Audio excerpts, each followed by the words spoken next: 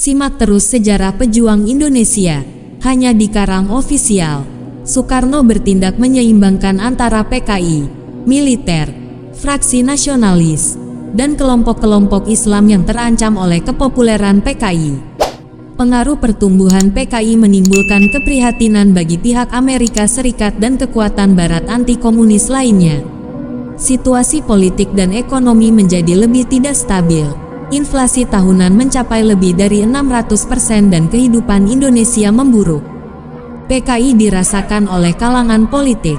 Beberapa bulan menjelang peristiwa G30S, makin kuat. Sehingga para pesaing PKI mulai khawatir PKI akan memenangkan pemilu berikutnya.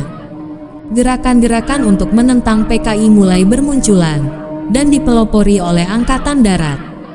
Pada Desember tahun 1964, Khairul Saleh dari Partai Murba dibentuk oleh mantan pemimpin PKI Tan Malaka, menyatakan bahwa PKI sedang mempersiapkan kudeta.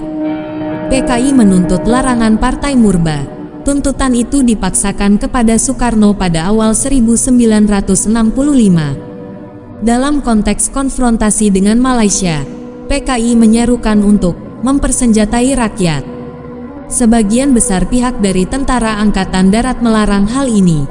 Sikap Soekarno tetap secara resmi untuk tidak terlalu mengambil sikap atas hal tersebut karena Soekarno cenderung mendukung konfrontasi dengan Malaysia seperti PKI. Pada bulan Juli sekitar 2.000 anggota PKI mulai menggelar pelatihan militer di dekat Pangkalan Udara Halim. Terutama dalam konsep mempersenjatai rakyat yang telah memenangkan banyak dukungan di antara kalangan militer Angkatan Udara dan Angkatan Laut. Pada tanggal 8 September demonstran PKI memulai untuk pengepungan selama 2 hari di Konsulat AS di Surabaya. Pada tanggal 14 September Aidit mengalamatkan kepada gerilyawan PKI untuk mendesak anggota agar waspada dari hal-hal yang akan datang. Pada tanggal 30 September Pemuda Rakyat dan Gerwani, kedua organisasi PKI terkait menggelar unjuk rasa massal di Jakarta terhadap krisis inflasi yang melanda. Tanggal 13 Oktober organisasi Islam Ansor mengadakan aksi unjuk rasa anti PKI di seluruh Jawa. Pada tanggal 18 Oktober sekitar 100 PKI dibunuh oleh pihak Ansor. Pemusnahan secara sistematis untuk partai telah dimulai. Antara 300.000 sampai 1 juta orang Indonesia dibunuh dalam pembunuhan massal yang digelar.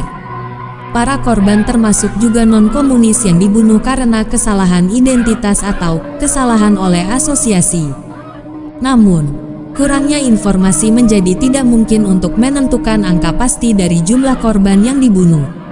Banyak para peneliti hari ini menjelaskan korban yang dibunuh antara 200.000 sampai 500.000 orang. Sebuah studi dari CIA tentang peristiwa di Indonesia ini menilai bahwa dalam hal jumlah korban pembantaian oleh anti-PKI, Indonesia masuk dalam salah satu peringkat pembunuhan massal terburuk pada abad ke-20.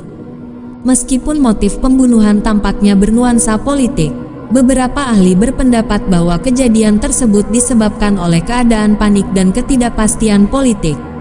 Bagian dari kekuatan anti-komunis yang bertanggung jawab atas pembantaian terdiri dari para pelaku tindak kriminal seperti para preman, yang telah diberi izin untuk terlibat dalam tindakan yang tidak masuk akal berupa kekerasan. Motif lain yang terjadi juga telah dieksplorasi.